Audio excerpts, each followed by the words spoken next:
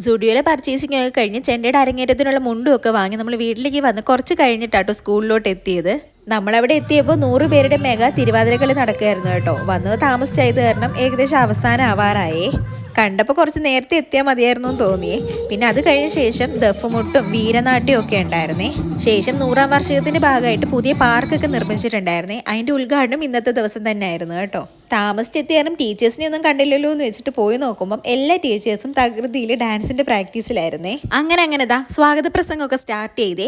കാണാനായിട്ട് ഒരുപാട് ആൾക്കാർ ഇങ്ങനെ വന്നുകൊണ്ടിരിക്കുന്നുണ്ടായിരുന്നേ. അങ്ങനെ നമ്മുടെ പിള്ളേരൊക്കെ ഇതാ റെഡി ആയിട്ട് ഇരിക്കാൻ തുടങ്ങിയേ. ഇരുന്നിരുന്ന് പിള്ളേർക്ക് ഉറക്കം വരാൻ തുടങ്ങി. അങ്ങനെ പ്രസംഗത്തിന് ശേഷം സ്റ്റേജിൽ ഇതാ ചെണ്ടയൊക്കെ വെച്ച് ചെണ്ടമേളം തുടങ്ങിയേ.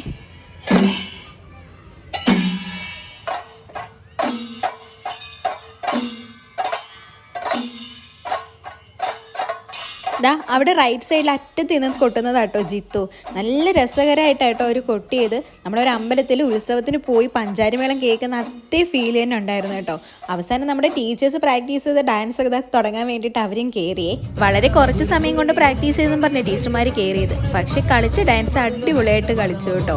എന്തായാലും 100ാം വാർഷികം കളറായിട്ട് കഴിഞ്ഞേ. അപ്പോൾ ഇന്ന് അത്രയേ ഉള്ളൂ. Tata bye bye.